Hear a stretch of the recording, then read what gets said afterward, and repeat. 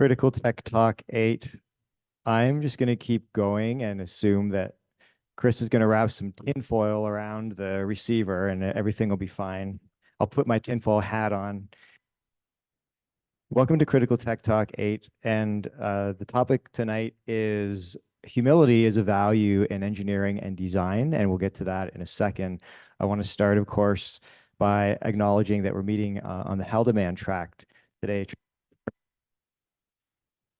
Chris, you're just going to have to territory promised the Ottawa, Anishinaabe, and Haudenosaunee people,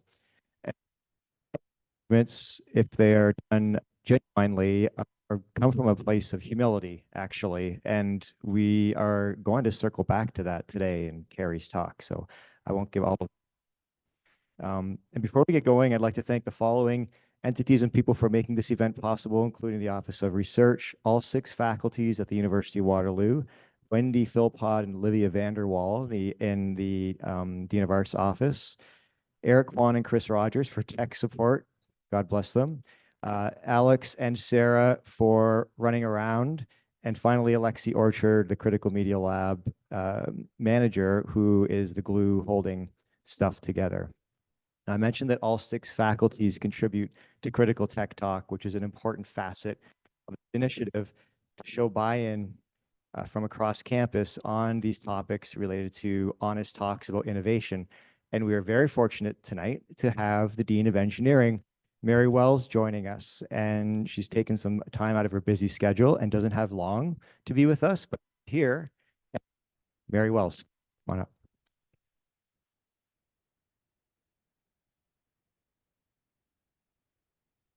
Go for it. I'm going to try. Well, thank you.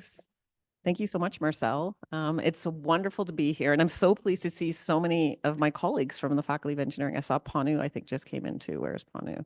I thought I saw him. Oh, there you are. Okay, thanks, Panu. Marcel, thank you so much for your leadership related to these important conversations. It's so important that we bring people together to talk about the technology we're designing and developing as engineers, but more importantly, the impact it has on the world. And so you've helped us to bridge that gap. And I remember I saw a talk Marcel did, and he goes, I just want engineers to read some more books. And I'm like, we do read books. And in fact, I've started a nonfiction book club. So in your honor. Anyway, the topic of humility in engineering is so important. As engineers, we're often faced with a technical challenge, and our immediate reaction is to think, can we do it? Can we do it? What do we need to do? What are the boundary conditions? How can we make the technology work? But maybe the more important question is, should we do it? And that is really what I think we'll get to a little bit in Kari's talk today, is having the humility and the breadth of thought to not only think about can we do it, but should we do it? And when I reflect on my own career as an engineer, and I studied engineering many, many years ago at McGill, the world has really changed in terms of our relationship to technology. You know, in the very earliest days of engineering here in this country, we were looking at railroads, we were looking at mining, we were looking at building of buildings and building a country. And so people were very worried about our physical safety, as they should be. And so many regulations were put in place to keep us physically safe from many of these artificial structures we were building. Fast forward to today, and things have changed dramatically in terms of how we use our technologies, where we use our technologies, and the relationship we have with our technologies. And so today, it's what I would call a much more intimate relationship. And we not only have to think about our physical safety these days, but our emotional safety, our psychological safety, and the governments, and we need to catch up and help them in terms of what's next. And especially when we think about AI now and where we're going with AI, we need to educate people across the disciplines so we have the fluency in the language so we can understand where we're coming from. And again, I think this is where, Kari, your talk, your ideas around the importance of humility as engineers is so, so important. So I'm really looking forward to hearing your thoughts, your knowledge that you're going to share with us today, and just opening up our minds to think about what the possibilities are. So thank you so much for joining us, and I'm looking forward to your talk.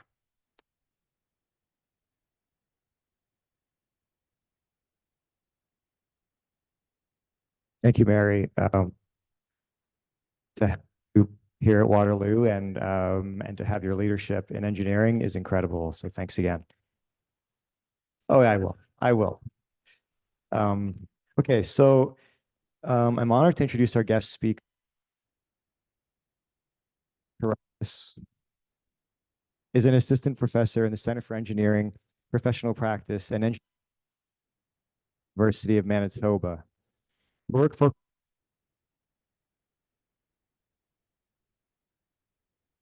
and knowledge cultures. She has a background in engineering and in science and technology studies, and she's a founding member and co-facilitator of the Retool the Ring group, which you're going to hear a little bit about tonight. I also found out that Dr. Zacharias is a former roller derby superstar. So if you walk by her, just current roller derby, just watch her elbows. That's all I have to say. So without further ado, Kari Zacharias.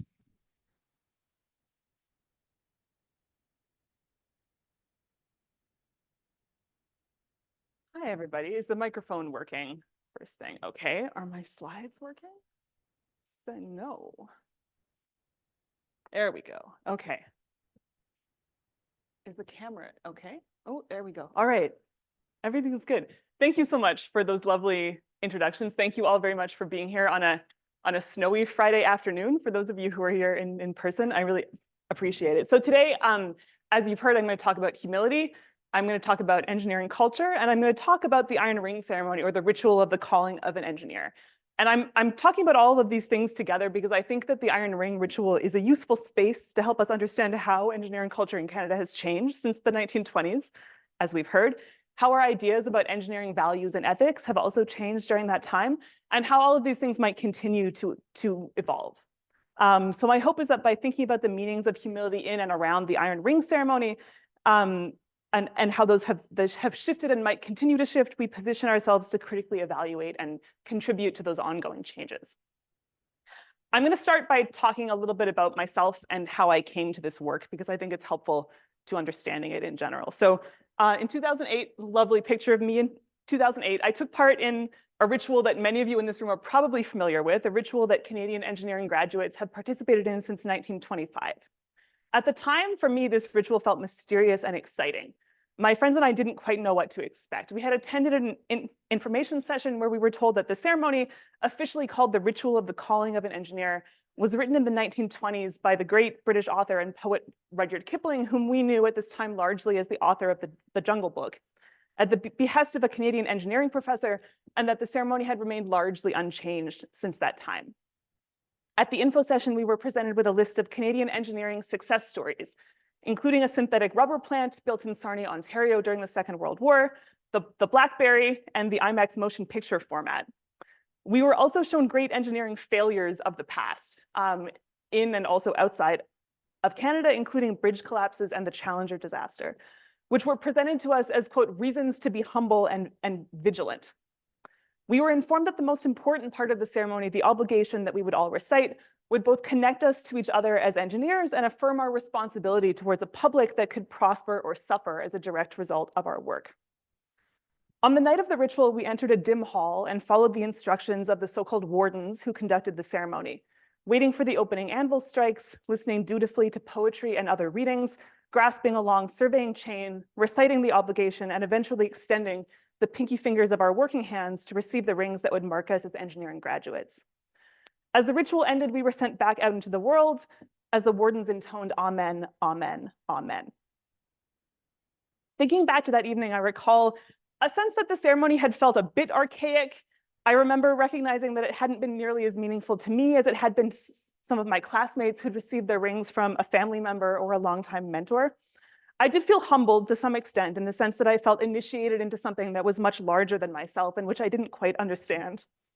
On the whole, though, these sort of vague, unsettled feelings were easily overshadowed by the pride and the excitement that I felt about my own and my classmates' accomplishments.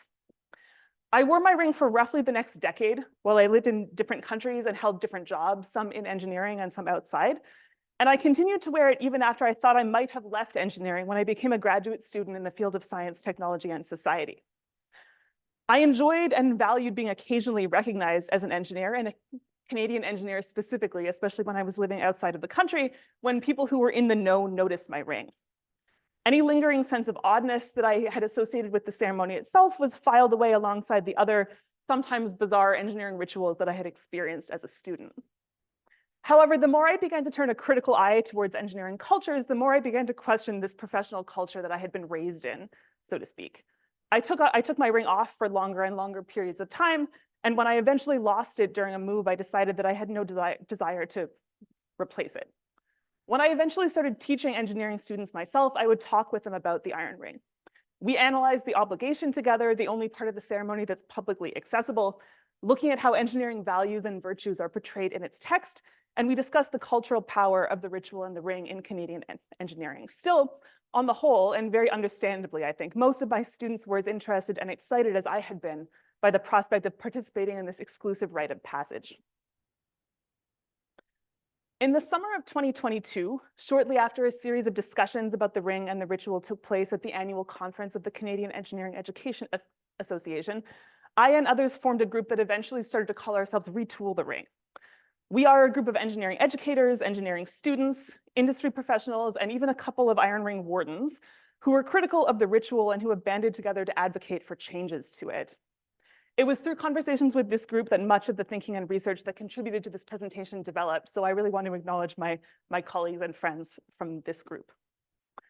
Retool the Ring is far from the only critical voice that exists or has existed around the ritual. On the contrary, since the group formed, we've heard from countless other individuals and organizations who've attempted to advocate for changes to it in the past. Yeah. So the point of this talk is not to critique the ritual, but I do want to give a brief overview of what our critiques are before I get into my larger argument about humility. So most of the critiques of the ceremony, both the ones that our group has presented and the ones that we've heard from other people, fall generally into three related but distinct categories. The first is a critique of the ritual's somewhat narrow definition of engineering ethics, which focuses mostly on material safety, safeguarding the reputation of the profession, and maintaining good relations with engineering colleagues. Publics and stakeholders go unmentioned in the text of the obligation, as does the natural world.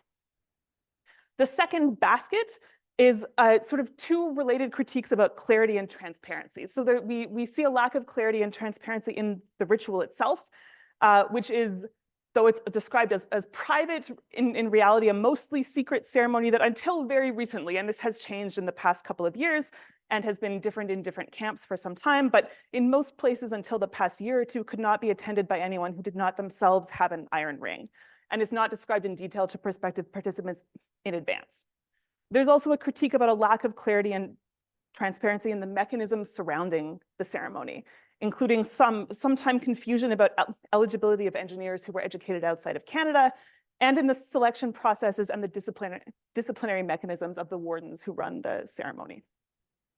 Finally, and I think most centrally, there's a critique of the ritual as exclusionary and colonial, including its inherent sexism, explicit Christianity, and most significantly, the racism of its author, Rudyard Kipling, the same person who described Indigenous peoples as, quote, half devil and half child in his poem, The White Man's Burden. In a country and a profession that are engaged or are trying to engage in processes of truth and reconciliation, engineers are now facing the dissonance of opening the iron ring evening, often with a land acknowledgement, and proceeding with a ceremony that was written by an avowed supporter of imperialism and colonialism. But as I've said, these critiques are not the main thing that I want to talk about today. A thing that I want to talk to is sort of lies beneath all of these. Because a question that we've heard very often from skeptical audiences when we've engaged in conversations about the ritual and our critiques of it is why do these critiques matter? Why does it matter that our ceremony is kind of antiquated? Why does everyone care so much about Kipling and whether he was racist? He wasn't even an engineer. It's our tradition. It's valuable. Like we should hold on to this thing that we've been doing that binds us together for the past century. Furthermore, it's just a ceremony. Aren't there more important things that we ought to be thinking about within engineering culture? Why is this something that we should spend our time on? So I have several responses to this, but the main one is that the values of the ceremony reflect the dominant values of our larger engineering culture and ways in which they've changed over time. So changing the iron ring ceremony itself might not change anything else about engineering, but critically considering the ceremony in its context can help us to reevaluate ourselves and our profession in other ways, and can help us to continue to evolve. So with this in mind, I'd like to focus on one aspect, one value that I think is central to the original ceremony as Kipling wrote it, and to the ways that we talk about the iron ring and engineering ethics and responsibility today, namely humility, as you've heard. So both the text of the ritual itself and the ways in which we tend to speak about the ritual and the ring today emphasize the importance of humility for engineers, but they do this in different ways. So today I want to discuss 3 ways to understand engineering humility in relation to the iron ring ceremony. First, the dominant understanding of humility as being self-effacing or even self-abasing that's embedded in Kipling's ritual text itself. Even though this concept of the humble engineer was already outdated or inaccurate in lots of ways at the time that Kipling wrote the ceremony. Second, in the ways that we tend to speak about the iron ring and the ceremony now and have larger conversations about engineering ethics now, there's an understanding of the engineer being humbled perhaps before the technology that they create, or at least before the potential impact of that technology, and the need to avoid hubris and to be vigilant about the technical material side of our work. This, I argue, is helpful, but perhaps an incomplete understanding of what engineering humility might be. And then finally, I think that critiques of the ceremony point us towards a third understanding of humility as situated and relational. And this is a way of positioning the humble engineer that I think could help us move forwards towards a more just and sustainable future. So first, the idea of being self-effacing or self-abasing. This is the understanding of humility that's evident in Kipling's poem, The Sons of Martha. This poem was not written for the iron ring ceremony, but Kipling included it in his original version of the ritual, and it's been frequently read as part of the event, although much less often today. This poem is based on the biblical story of Jesus at the home of 2 sisters, Martha and Mary. In the Bible story, Mary sits at Jesus' feet listening to him speak, while Martha is busy with housework in the background. When a frustrated Martha calls on Jesus to direct Mary to help her with her work, Jesus gently scolds Martha, telling her that Mary has chosen what is better. Kipling's poem, however, valorizes engineers as the sons of Martha, so the sons of the person doing the housework in the background. For Kipling, engineers did unglamorous but necessary work, just as Martha did. They, quote, fingered death at their glove's end where they piece and replace the living wires. And yet they received censure rather than praise for their work, knowing that the angels are on the side of the sons of Mary. So numerous scholars have pointed out that this view from Kipling of the humble engineer was already becoming outdated even by the time he wrote the iron ring ceremony in the 1920s. University-educated engineers at the time were rarely installing live wires themselves, and the silent, grimy engineering work that Kipling described disappeared almost entirely throughout the subsequent decades. It was also importantly incompatible with the aspirations of Herbert Edward Terrick Haultain and the other engineers who initiated the ceremony and became the original wardens. They viewed the iron ring ceremony as a way to build unity within a young engineering profession that was searching for increased recognition and social standing. So they were looking for a cultural path for engineering that led away from these kind of silent, grimy, unrecognized efforts and towards a higher status profession on par with medicine and the law. Nevertheless, this kind of understanding of humility remains a pretty core aspect of the ceremony and the text itself, which we can see in a few places. So most notably, part of the text of the obligation. So the obligation overall promotes a strong work ethic, resistance to temptation, attention to detail, and good relations with one's engineering colleagues as necessary aspects of responsible engineering. There's a consistent depiction of humility before one's betters and humility before a Christian God, especially in the original text. The obligation presents the engineer as a humble servant of his maker who's called to his profession. He is dependent on his peers and his betters to help him guard against temptation, yet he knows that he will eventually succumb and therefore must beg pardon in advance. This way of understanding humility also comes across in some aspects of the way the ceremony is presented and spoken about now. This slide comes from an information session given by the wardens of Camp 1 in Toronto to prospective participants in the ritual. The presentation depicts Kipling himself in terms of his own self-effacing humility, highlighting the fact that he turned down both the offer of a knighthood and the position of Britain's poet laureate. However, the more dominant understanding of humility that comes across in contemporary discussions of the Iron Ring has, I think, shifted away from Kipling's view of the silent, noble technical underling towards the idea of engineers being humbled before the power or the potential impact of the technologies that they create and the risk of harm or destruction that comes along with them. In the slides from the same information session that this previous image was from, given in Toronto by the wardens of Camp 1, past engineering failures, including bridge collapses and the Challenger disaster, are presented as, quote, reasons to be humble and vigilant. Engineers are humbled before the power of the technologies that they create and before the prospect of their impact on society, and find refuge in calculations, in the strength of cold iron, and in the community of their peers and betters.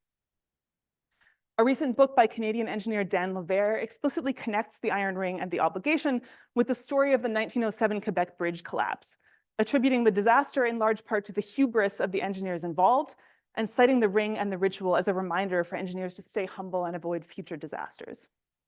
Levere's work and the warden's presentation of the ceremony reinforce an emphasis on humility, while pushing the meaning away from God and one's betters towards technologies and their potential destructive impacts. This too is present to some extent in the original text of the obligation, which with its emphasis on materials and workmanship. And while I am by no means suggesting that engineers should not pay attention to their selection of materials and the validity of their calculations, I and other members of the Retool the Ring group have written about how this framing of humility can also invite engineers to retreat into a false understanding of their work as objective. When we are told to enact humility by avoiding hubris, by keeping our heads down, by not overstepping our bounds, and also that people may die if we fail to do this, we may also be shutting out an opportunity to think about problems and situations more holistically. So this brings us to a third way of understanding humility, which is not, I believe, reflected in the current ritual itself, nor in dominant discourses around the iron ring now, but which closely relates to some of the critiques of the ritual. So by pointing out things like narrowness and coloniality, we also identify ways to enact different understandings of engineering humility. So I'm starting here with a definition from a 2017 psychology paper, and there's two parts to this definition. This is only the first one. So the authors of this paper argue that humility has two important axes, that it requires both epistemic and ethical alignment. Epistemic alignment is what they're talking about here. So by this, they mean the recognition that any individual has a finite and partial perspective, so that I, as one person, am not able to reach a complete understanding of any given situation. There are connections here, of course, between acknowledging fallibility and avoiding hubris. So this is not fully disconnected from the previous understanding of humility that I talked about, but there's also an important shift. Consider the contrast between thinking I'd better focus on getting my calculations right or disaster might occur, as compared to recognizing that my calculations represent one important perspective on this situation among many. Recognition of this partiality of perspective was one part of the critique of the iron ring that was presented by Randy Herman, a Métis engineer and a colleague of mine at the University of Manitoba, in his keynote address at the 2022 conference of the Canadian Engineering Education Association. Randy's talk, alongside other conference presentations and roundtable discussions, was one of the things that helped to motivate the creation of the Retool the Ring group. In his presentation, Randy connected the history of the engineering profession in Canada to the processes and practices of colonialism, noting the past and present roles of engineers in displacing Indigenous peoples from their land, destroying sources of drinkable water or failing to treat water on reserves, and contributing to the ongoing crisis of murdered and missing Indigenous women and girls through the man camps that spring up around large infrastructure projects. He called on engineers to recognize this truth and to be humble in an epistemic sense by acknowledging that dominant engineering approaches are one of many ways to understand the world, and that these approaches have their own embedded value systems. He further tied this argument for epistemic humility directly to the iron ring, closing his talk by directing the engineers and engineering educators in the audience to examine our traditions from other perspectives and not to continue what he called, quote, misogynistic, patriarchal, white Christian ceremonies written by people that were overtly or covertly racist just because tradition dictates that we should.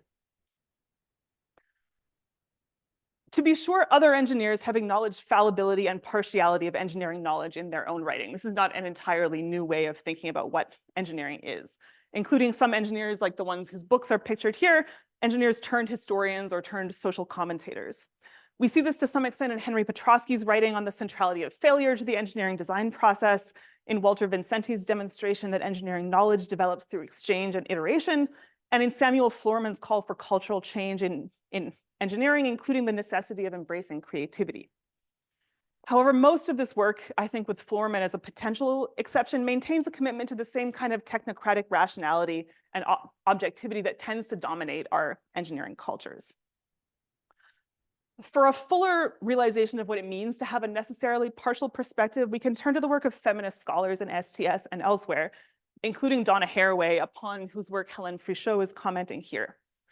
They argue that objectivity is a trap, really, and that the closest we can come to being truly objective is to embrace and examine our own situatedness and to be deeply aware of the partiality of our own perspectives, situated as they are in our own contexts, experiences, and established ways of understanding the world.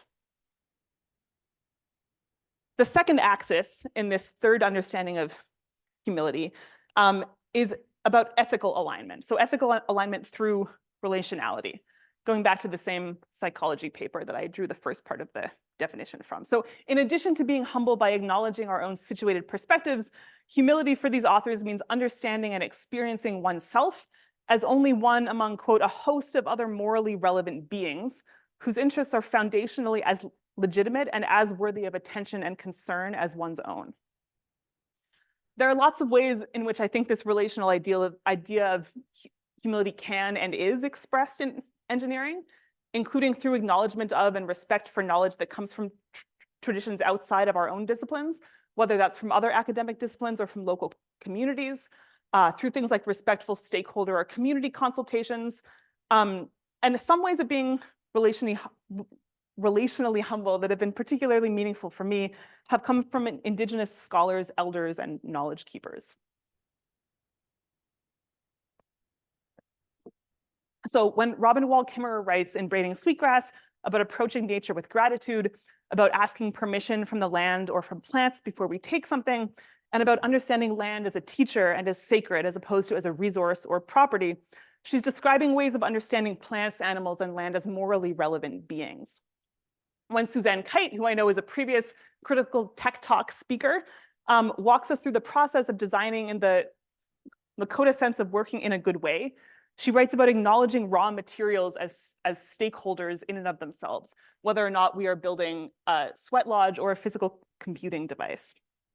These are approaches to humility that could be relevant and meaningful for engineers, but which presently are largely absent from our dominant understandings, and entirely absent, I think, from the ceremony that we use to mark the important milestone between student and young professional engineer. So how might we enact this situated and relational engineering humility? Perhaps through changing our ceremonies to recognize it, perhaps by evolving the ways that we teach, probably in lots of other ways that I'm not going to talk about here. So I'll close by mentioning just a few of the things that I have been involved in where I've been trying to work towards this. The first is a review of the Iron Ring ceremony itself. So in November of 2022, as some of you may know, the Corporation of the Seven Wardens, the people in charge of maintaining and running the Iron Ring ceremony, announced that they would review the ritual and determine whether changes were necessary in advance of the approaching centennial in 2025, next year. This process is ongoing, but they've since announced that the ritual will be changed in some way and that the new ritual will be implemented within the next year, so in time for the 100-year anniversary. Through my own involvement with Retool the Ring, I was invited in December of last year to join an advisory panel that's providing feedback to the Ritual Review Committee on their proposed changes to the ceremony.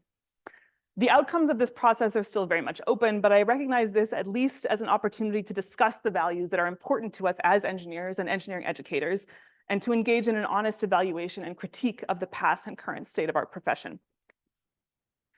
It remains to be seen whether an updated ritual will reflect the same versions of engineering humility that it currently does, or whether it will follow a different path. For example, the one embedded in the Promise to Future Generations, which was developed by University of Toronto PhD students in civil engineering. Students who make this promise are not acknowledging necessarily their connections to their engineering profession and community, nor their duty to protecting the public from the impacts of technology, but their responsibility to future generations to, quote, honor life on Earth.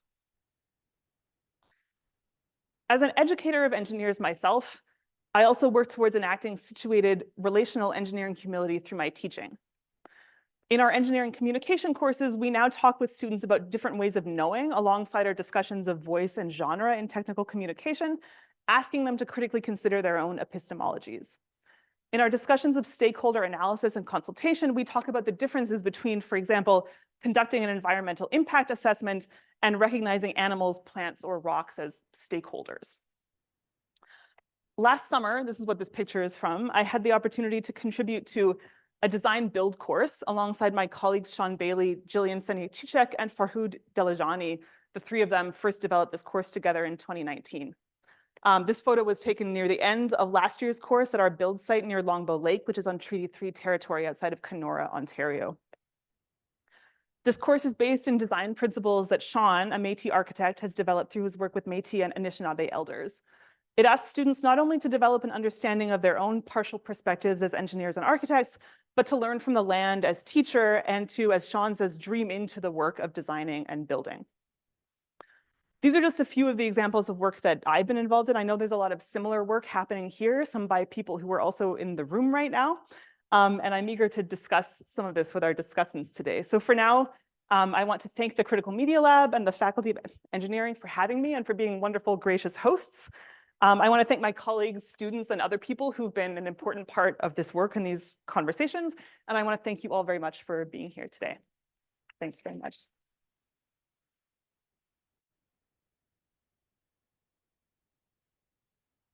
Thank you, Kari. So much to think about there. I'm now going to invite our respondents to come up and sit. And Jenny, unfortunately, you're going to be using this microphone. It's good. Great.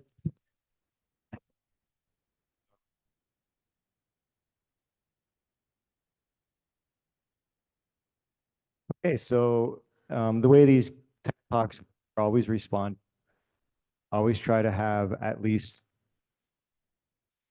it's going to be great. And a faculty respondent, and we mix it up, but we try to get voices from different groups around the university and so on. So I'm going to start with Dr. Jennifer Howcroft, who is lecturer at the Department of Systems Design Engineering, and her pedagogical research focuses on education, in particular engineering design, holistic engineering education, empathy, and values. And you could probably tell why she very recommended it as a respondent. Her technical research is predominantly focused on sensor-based human movement analysis, encompassing signal analysis, big data analytics, and artificial intelligence techniques, which makes me wonder if she has a kind of movement system or a roller derby superstar. Elbows. Naomi Paul is a Métis woman. I know. I know. Oh.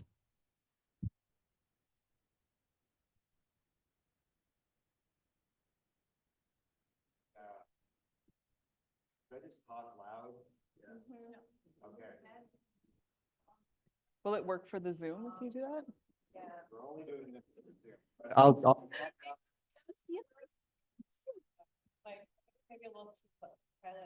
I'm almost done too. Cool. So Naomi is currently pursuing her PhD in system design engineering, where she completed both her undergraduate and master's. Naomi's research focuses on bridging Indigenous and Western knowledge within STEM, recognizing that Indigenous perspectives have long been excluded from education, but will play a crucial role in our progress towards reconciliation. I also understand that Naomi works in our Center for Teaching Excellence as an educational developer in Indigenous. Thank you for that. Good, if you'd like, you could pass one of the other mics back and forth. I'll just suffer, it'll be great. Oh, we could share if you want. Go. I also turned this one on, so hopefully it's working. I think so. Hers is fine, right? Yeah. Cool. So I'm leaving the conversation to you. I will be looking at questions from the audience as Okay. well, and I may throw some of those in. So please go ahead. You both prepared some kind of response, I assume. Prepared is a strong word. We go for it. Naomi, do you want to go first? Sure. I do the preparing part right now. I can explain first. I was thinking about it as you were speaking in what kind of caught my attention. And the first couple definitions you presented of humility were really focused on humility before something that's better than you, whether it's another person who is more experienced or a technology that not everyone understands, which I think is not a very good definition of humility. I've learned a lot more about humility through learning about 7 grandfather teachings, which are Indigenous teachings that I've learned a lot more about in the past couple of years. And humility is really represented by the wolf, which I think is very fitting. And part of that's because the wolf really is a member of a pack, and whether it's a stronger wolf or an older wolf that might be weaker, all of them take care of each other and really exhibit humility to other people that aren't always just better than them in a certain way. And I think that's really fits with that third definition of humility that you presented, where you have to have humility to everything that's around you, whether that's the people that might have more experience than you in a certain field, or the technology that not everyone understands, but also to everyone else that's around you who you can learn different perspectives from, as well as the land and everything in our environment. So I think those were three very different ideas of humility, but the last one really tied in more to what I would expect of humility. Amazing. And now I have to go. Yeah. Shoot. Yeah, so I think it was a really important talk, and I was actually at the conference, the SIA, where I wasn't in the actual session where the ceremony was discussed for the first time, but I was at the conference where the sort of initiative of retooling the ring started. And I think it was at SIA last year. I think Marcel and possibly as well hosted the workshop focused on sort of assessing what we would want to see in a ceremony, like the Iron Ring ceremony. Because for me, it was an important moment for me. I did have family there because I'm a third generation engineer. So I did have like my grandpa there, my dad there. And so I think there is value in that ceremony, but I agree. I think it was in need of modernization before I even went through the ceremony for sure. But I think what was really interesting, where I was thinking, where my brain went when you were talking about humility and the types of humility that are maybe demonstrated in the ceremony, and maybe what we'd want to see more in the ceremony, it had me thinking more broadly about how we train engineers. And that probably the first time they hear that word humility with respect to what they're doing or what we've trained them to do is at that ceremony, which happens at the middle of their last semester, right? It happens, did it like a month ago maybe, right? Our ones who are going to be graduating now. And if that's the only time they hear the message that maybe we should be humble, I mean, if you know anything about teaching, that is the message that is not going to stick, especially with the other things that they tend to be doing on the day that they also get their iron ring. Definitely none of those messages are going to sink in. And so I think when I think about humility in engineering, or even just values in engineering, it's not a conversation we tend to embed in our engineering education. And I think that's something I've been trying to do, little baby steps though, because again, it's not something that we're used to seeing there, is how do we have that as a meaningful sort of scaffolded part of their education, of understanding that values matter, right? And that not just our values of who we train engineers to be, but the values of the people who we're designing for, that those values are sometimes even more important than my own values that I'm taking that project, because I should understand the values of those people who I'm designing for, so that what I design aligns not with what I think it should be like, or what my values are for what I think is important for the technology, but the people who are going to be engaging with it, what is important for them and what do they value, and acknowledging that it won't be the same as my own. And so I think humility is something, I don't know, and I know my boss is right there, but I think she'll be fine with this. I think it's something we're not good at, like, training engineers to be. I think we train them to be proud, and maybe a little too proud, and that, we can solve everything. Mary Wells said it in her introduction, that most of the questions we ask our engineers is, can we do this? Can we build a bridge that's bigger, right? Can we build a tower that's taller? Can we build a device that is going to be stronger, faster, more efficient?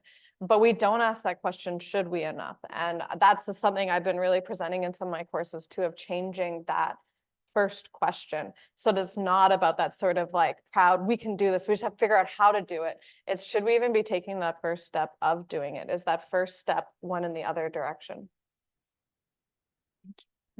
Yeah. Thank you both for those comments. I'm going to try and like tie them both together and respond to them. We so at the University of Manitoba, we have elders in residence who I'm not sure if that exists here also, but we have some Indigenous elders who come in and work at the university several days a week, and they consult with students one-on-one. They also come to classes. They do various things. And Elder Norman Mead is a Métis elder who's sort of assigned to engineering specifically, and he's lovely. And I had him come into my class a couple of weeks ago, and he talked about the 7 grandfather teachings, and it was great.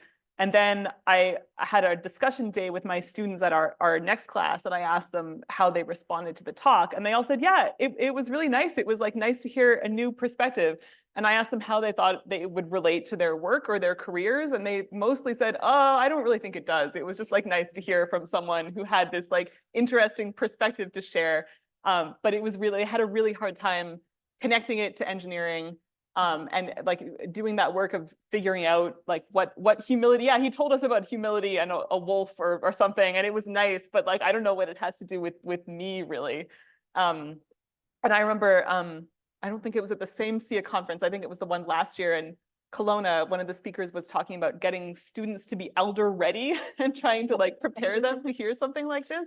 And I think that's part of what I'm trying to figure out how to do now, is how do we like help people get to a place where they can take this in and try and do something with it. Yeah, but I think it's not just the being ready piece, it's the after work that is the harder piece. And I think more mysteriously, we're all struggling with it, because I know I'm still very much on that learning journey of what are all the different grandfather teachings and how do they apply, but there isn't that sort of next step really figured out of how do you bring that in to making our work better, right? Making what we're doing as people who are building and designing technology, how do we, bring in people who can bring in their knowledges and their ways of knowing? Because we also don't want to we're really bad at, like, engineers, we think we can do it all, right? So we're like, oh, that's cool, we'll do that. And that's not what this is about from my understanding of it either. It's about bringing more people to the table of design.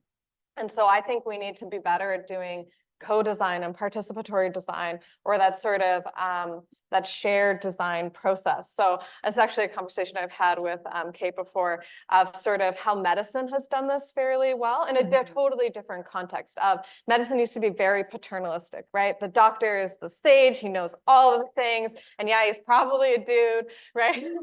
And he has all the knowledge, he knows what the diagnosis is, what the best medical pathway is to give you the best chance of living the longest, basically. And he's going to tell you what to do and you're going to do it. And that's the way medicine works.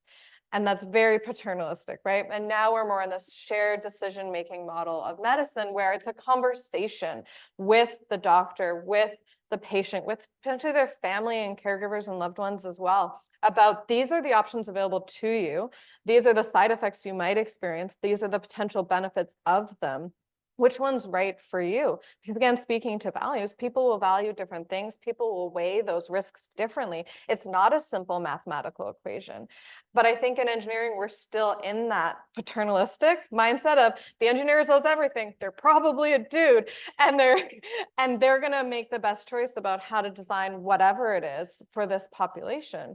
When really that group probably knows better than the engineer about what they want. And we're just guessing what they want from the bits of information that we can gather. So that kind of ties into your first response where I was thinking, because I've done my undergrad and my master's and now my PhD all in systems design engineering. I'm asked very often why I like systems design engineering so much to stick with it so long. And part of it's because I find it a lot easier to tie in some of those values, because there's that focus on what does actual users of what we're designing need and want, rather than what do we want to do with all of the tech we have access to. So it's actually listening to other people and seeing what they want and understanding we don't know best and they actually know a lot more about what they want to use than we do. Amazing. So it is working. It does work. Yeah. Can I ask a question? It's coming from me, it's not coming from elsewhere. So a lot of this, even Retool the Ring, is coming out of a place of social consciousness, really, and changing values, social values for the better, I would say. Do you think there are other changes? Do you think technological change also is having an impact on how engineers are viewed, or on how they might view themselves, in terms of, new technological developments and engineers' roles in those developments? Does that make sense? I think there's lots of I people think who so. interpret that question. Can you say it one more time? So has technological change spurred or further exacerbated the need for humility in engineering? Do you think that, development of advanced technologies today, contemporary technologies, has made this need seem more urgent or more apparent? Do you want to respond If first? it's no, you Kari, can just say no. that would be so boring though. I mean, it's not no, but I don't know. It's kind of no for me, I think.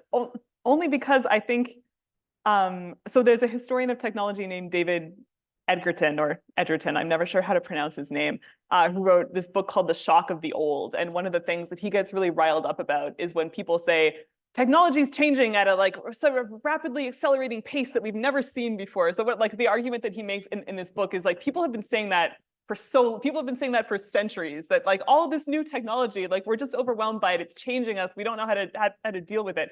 And I think that that's always true, but it's been true for a really long time.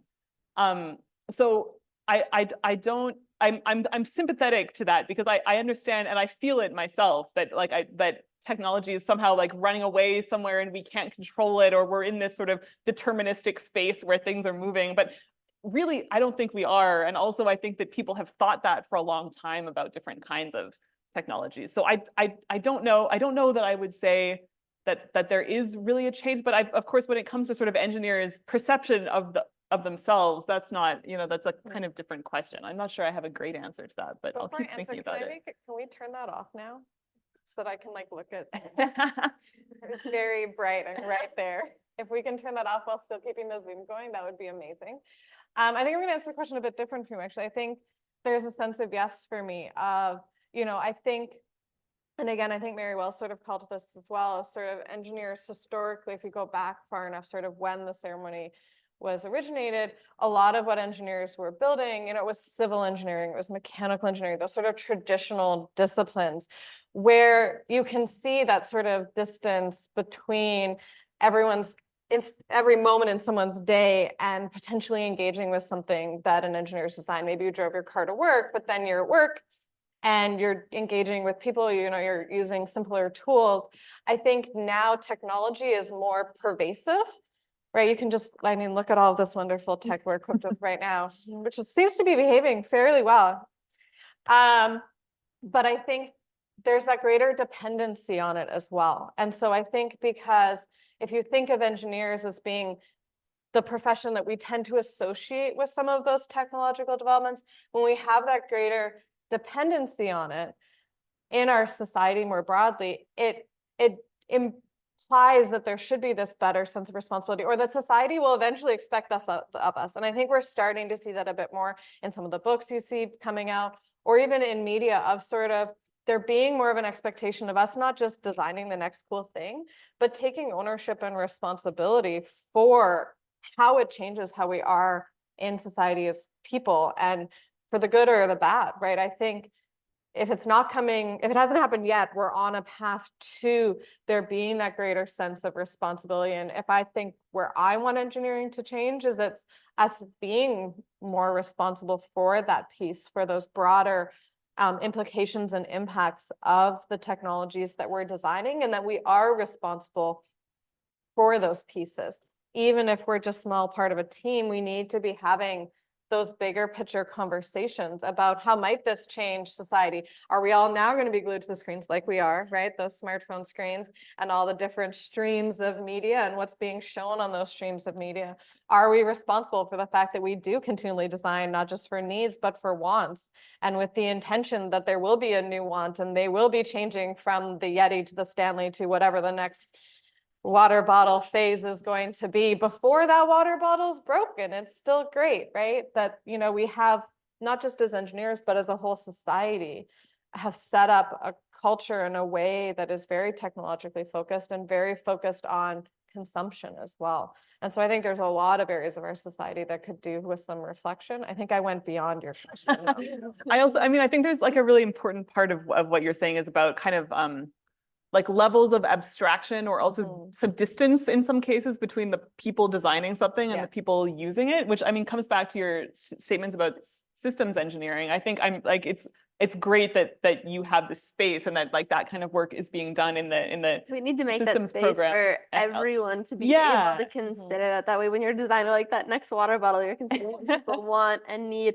as well as what it's doing to the environment and everything else around us beyond just, I want to make the next best water bottle and then make a bunch of money off of it. Yeah, Because I that's think normally where the focus is, which doesn't align well with any values. yeah, and I think you're absolutely right, and I also think it's not easy, but I think it's easier in the sense of a water bottle or something that is going to be used by a person, and you can take a prototype of it to a person and they can use it and then you can talk to them about it. Like I teach a tech and society course for undergraduate engineering students, and we were talking about gender and technology last week, and I was trying to get them to do this sort of gendered analysis of a technology that they had worked on in a co-op placement or as a design project in a course or something.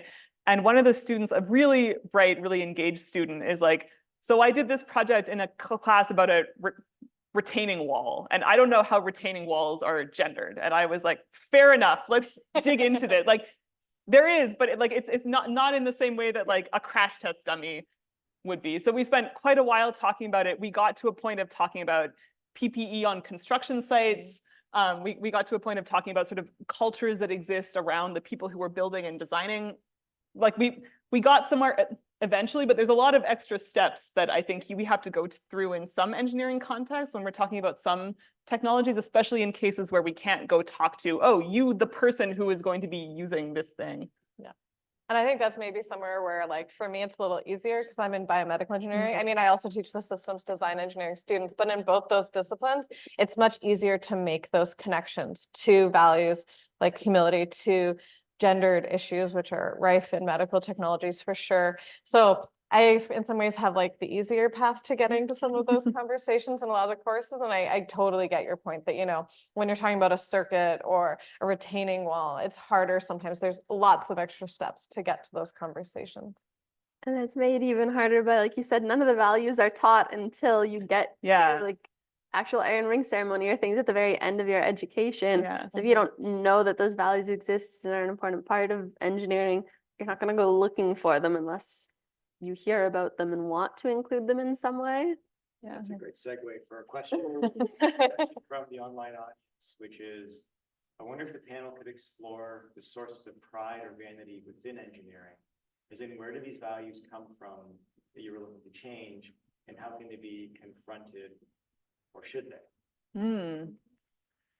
Pride and vanity. That's a really interesting question. Yeah, so I'll start with pride. I'm not sure what to do with vanity yet, but I'm going to keep thinking about that. But so someone asked me yesterday, I was having a conversation and someone was asking me about Iron Ring, and they asked me why it was secret or why it was private.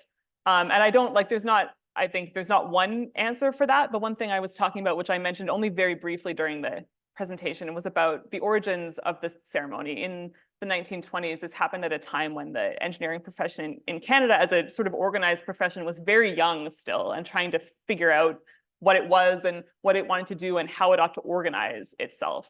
And the development of the Iron Ring ceremony was related to some of those efforts. So as things like the Engineering Institute of Canada, the sort of precursor of what's now called Engineers Canada, sort of came to be, the same people who were doing that were the people who were involved in putting together the Iron Ring ceremony. And one of the motivations for that was trying to build a sense of pride, like trying to build a sense of community in a profession that was very new, that didn't have social standing that the people who were working in it felt like it deserved. So it was trying to distinguish itself from other people who worked with technologies in different ways. So in a sense, I suppose that my answer, like in a historical way, is that a little bit comes out of defensiveness. Sounds too negative, but about this sort of this push to build something, like to make a community with like maybe people that didn't feel like they were very connected to each other or like didn't feel like they had very much pride. Like that, I think that was a part of the reason why this ritual came to be, is to create this, at the time, brotherhood, now community maybe of people who were sort of working on a very disparate technologies. Also, even in the 20s, people who did engineering work, you know, they could be working in mining, they could have been building railways, they could have been doing quite different things, and there's an even broader scope today. But I think a lot of attempts to sort of bring engineers together and cultivate pride come from trying to tie people together who are different work and trying to build a community out of that. And there's lots of great aspects of that, and sometimes some harmful ones too. Yeah, I think there's kind of like starting out having a bit of pride in what you're doing can be a great value to have, but then there comes a certain point where it definitely like hinders what you're doing. But you need to have some pride in what you're doing. That way you want to do a good job. You want to do something that's helping other people. So you need to have some of that to be able to even bring in some of that other values. But once it goes too far, it's kind of hard to go back to trying to take a step back and actually see what everyone else is doing, because that's where you start to look at yourself as being better than other people, and then you don't actually listen to them anymore. So it's kind of like you need a bit of it to start out. That way you can make space for other values, but there's like that fine line where it switches to something negative. Yeah, I totally agree with you. I feel like pride isn't something we need to eliminate from engineering. I think that would be a bad idea, to be honest. I think in any profession, in any career, being proud of what you're doing is important. It makes the work more fulfilling. It's one of the reasons, a lot of us who are faculty at Waterloo, we work way too many hours because, we're really proud and it's privileged to be here and do what we're doing. And I know lots of engineers who they are proud of the work that they are doing. But I think more what it is that it's that excessive pride, that sort of hubris type thing. And that's a piece where I think we have already made some progress on that, even in the time that I've been here. So I don't know how many engineers are here today. Right. So how many of you know what ERTW stands for? ERTW. Does anyone want to share with the class? Can you tell I teach for a living? That's right. ERTW, engineers rule the world. And we used to see that. So there's a day associated with Iron Ring ceremony where it's called Prank Day. Our fourth years get to decorate our engineering buildings however they want. And it used to be when I first started out, you would see that. You would see it in a lot of the decorations, ERTW somewhere. We used to have it on, like I'm a U of T engineering alum. People used to put it on the sleeve of their engineering jackets when I was a student. And so to me, that's that pride too far. Right, we're like the secret controllers of society. What we build changes how people do That's things. It like separates you from we're everyone so else. cool, right? We rule the world. You can't have a world without us. Nailed it, right? But that's something that I've already seen as sort of a culture, at least here, where I don't see that anymore. And if I do, it's very much like one-off. You don't really see it in those decorations anymore. You don't hear people really talking about it. And I think that is a good thing, right? We're getting closer, at least in some of those ways of expressing ourselves and how we view ourselves in the context of the world, not using some of those ones that so clearly cue to that too much pride, the wrong type of pride. But I do think we need to be proud of the work we're doing as engineers. And I think maybe expanding that definition of what it means to be proud of the work beyond it being technically sound, but to it being well designed in that broader context of social technological considerations, environmental technological considerations, that it's well designed from a technical sense, but well designed in terms of doing what we want to see in the world. You all think of the figure of the superstar engineer. I am sorry. I apologize in advance. Elon Musk, Sam Altman. The figure of the superstar engineer is this. Are we calling Elon Musk a superstar engineer? He does have that status and is hailed as that kind of person. And I teach, interact with a lot of engineering students, and I've heard this from students who view him that way. Is this a good thing for the profession? That's not something I've actually heard before. Like, I don't think I've heard anyone refer to that term and calling him like the superstar engineer. I mean, he's a celebrity. He's considered a celebrity engineer. If you look at, read. I know. Yeah. But no, I mean, I don't really want to talk about Elon Musk in particular, except to say that when I was a graduate student and I had sort of my first teaching experiences, he was among the students that I was teaching definitely an idol. Like lots of students that I taught at 5 to 10 years ago really looked up to him immensely. And now, I mean, my experience of that has changed quite a bit. Like, I think that star has been tainted to some extent. But I I think looking more generally, it's important to have some people you can look up to as idols and really encourage you to get into the work. And especially if it is someone that looks at it from a good way and brings other values into it that influences you to do the same thing. So I think now it's very helpful to have some people who are idols to students coming up. Yeah, which is kind of, I think, the interesting part of this question, because who are our other superstar engineers, right? Like I think there's lots of superstar scientist examples that we could point to, but I mean, I think at least that you sort of have to search a little harder to find even sort of pop culture representations of engineering. And there's some that are like sort of quite cartoony, but Big Bang. yeah. Yeah, and I think that's maybe why I'm making faces like I don't like that right now. Elon Musk is what some people associate with engineering, because he makes me make that face of like, no, thank you. And I think it aligns with a lot of what we've been talking about today of, you know, yeah, sure, capitalism is how we structure our society right now, but maybe we should have goals that are not just make money at the expense of everything else. You know, maybe there is such a thing as too much pride. And I think all of those would be like, yeah, we could have started with Elon Musk and then we would have gotten to those same conversations. But I think it's a really interesting point of like, who then would be that sort of kitchen table name that wouldn't make me make that face associated with engineering. And I'm sure there are names out there, and my mind is just blanking because it is Friday afternoon and it has been a long week. But, you know, I think because those are the names you bring to the table, it's sort of sad that there's maybe not one that you want to bring to the table, unless you have one, in which case, please share. No, but I'm going to ask that question to the audience.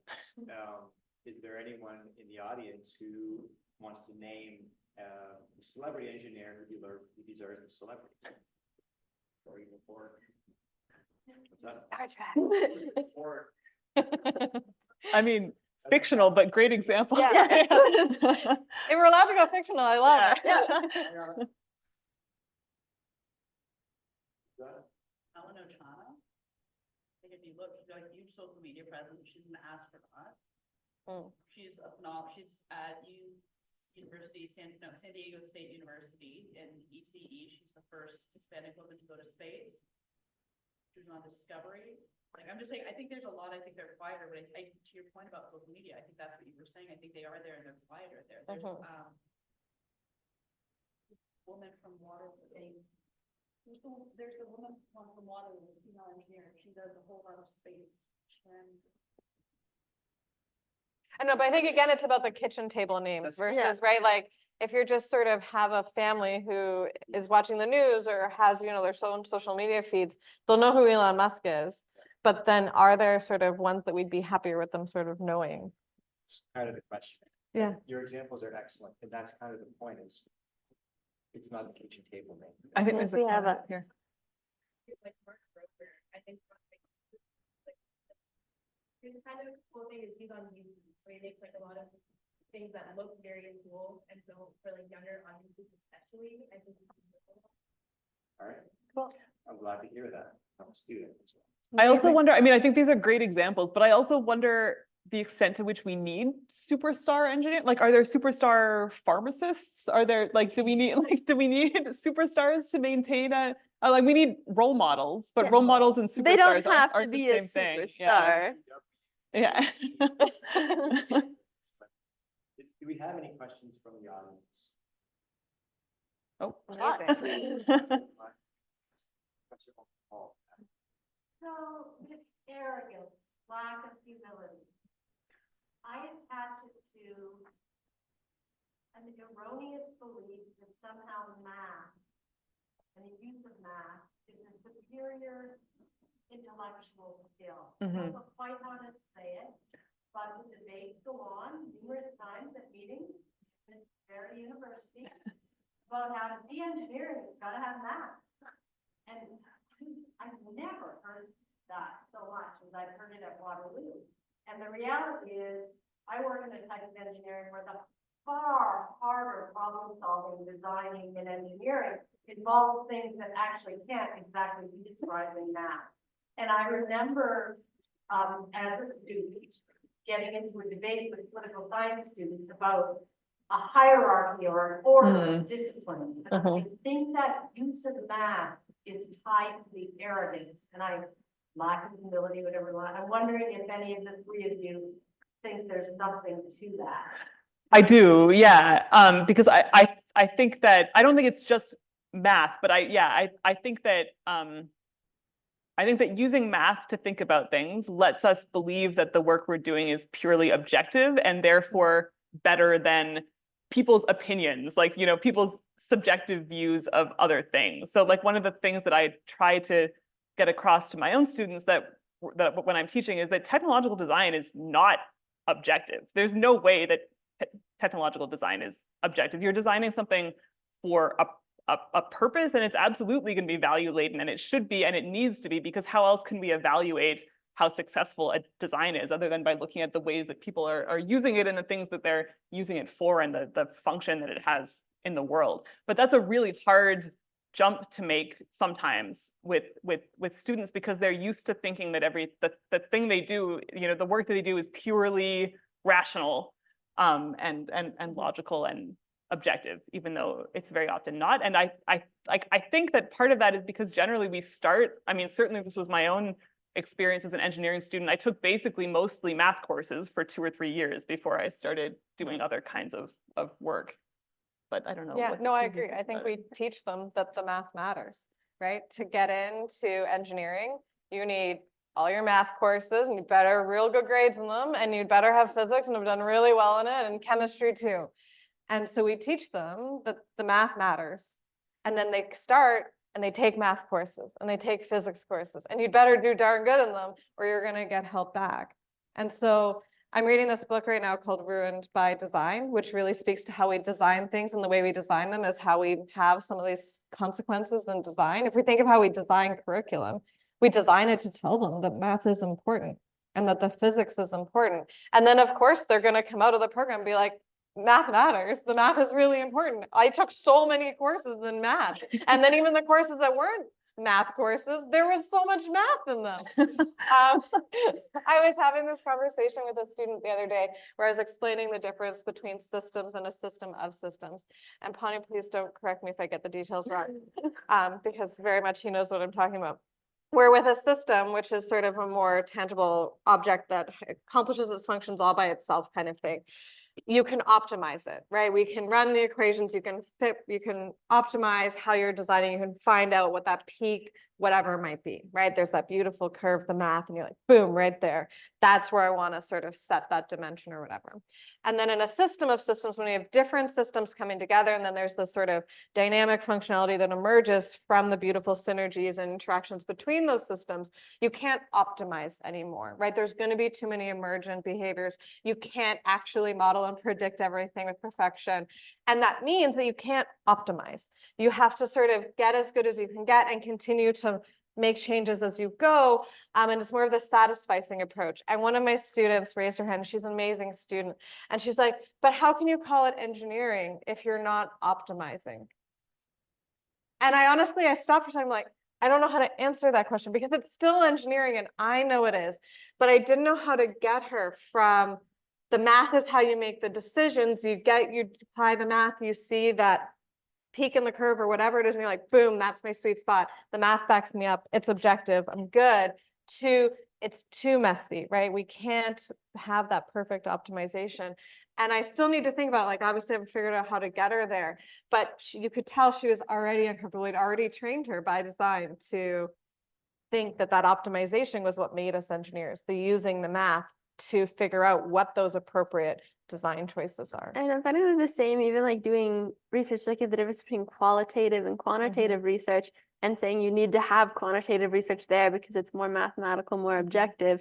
Once you start including people, you're opening it up to so many other opinions that no one wants to take as fact. They just want to take it as it's just someone telling you a story rather than something you can actually believe.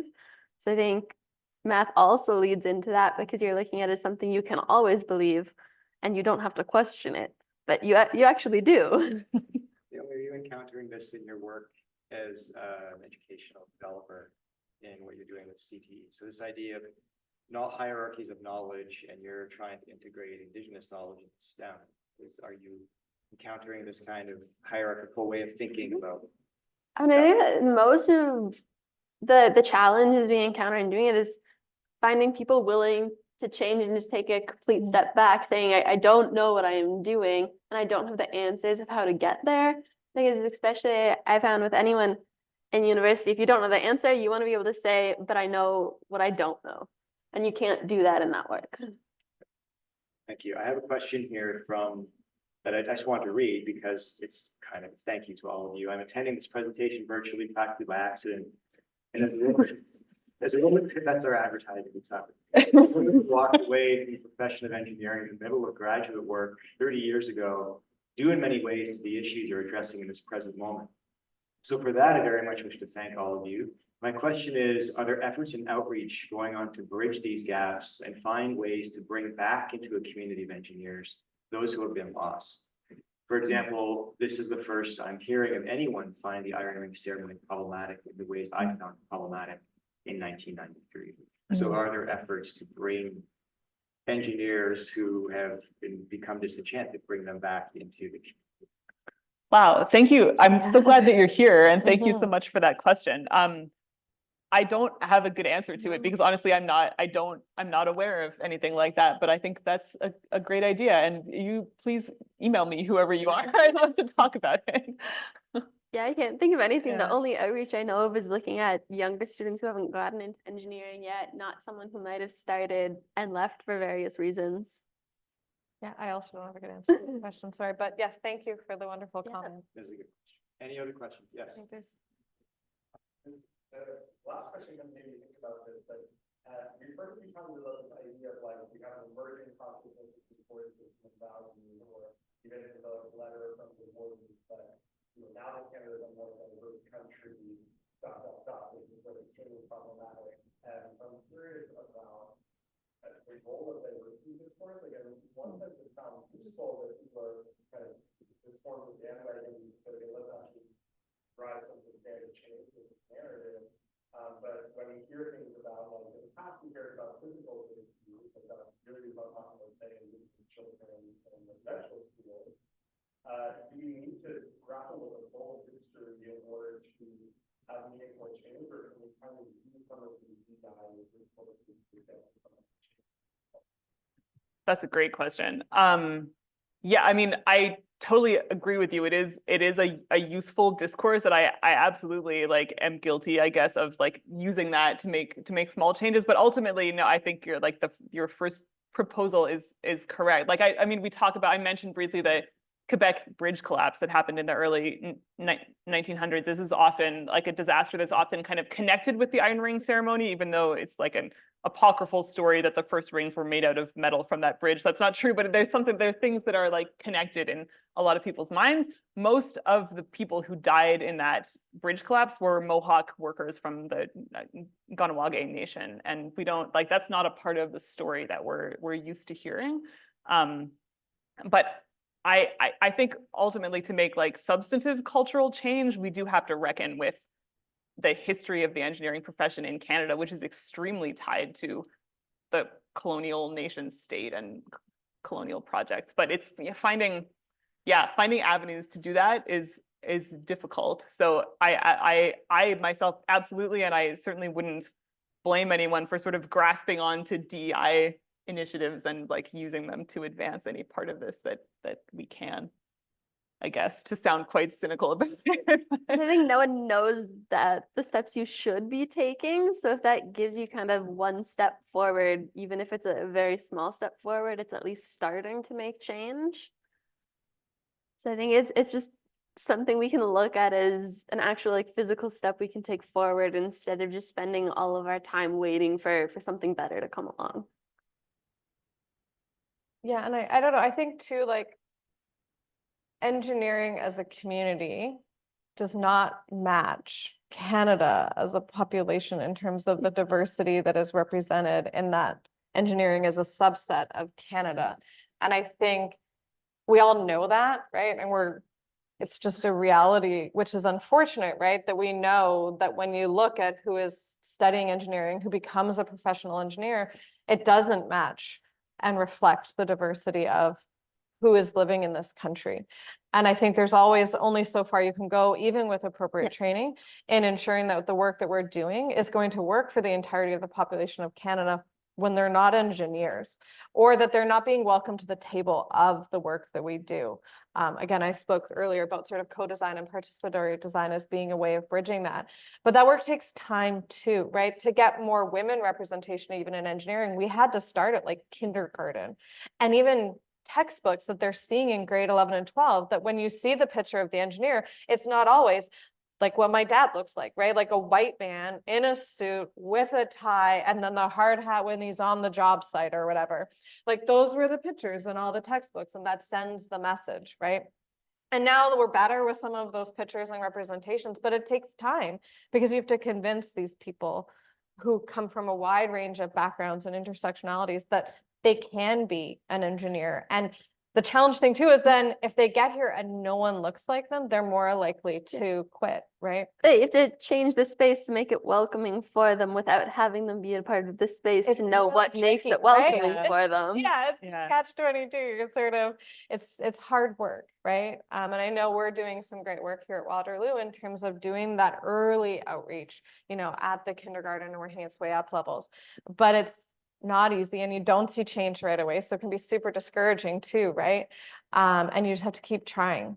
Yeah, I also just have to shout out Randy Herman, whose slide I had in my presentation. He's been running our engineering access program, which supports Indigenous engineering students for, I think he's been running it for 25 years, and it's existed for longer than that. So well before truth and reconciliation was something that got talked about in spaces like this one. So thanks, Randy. We did have a hand up here earlier.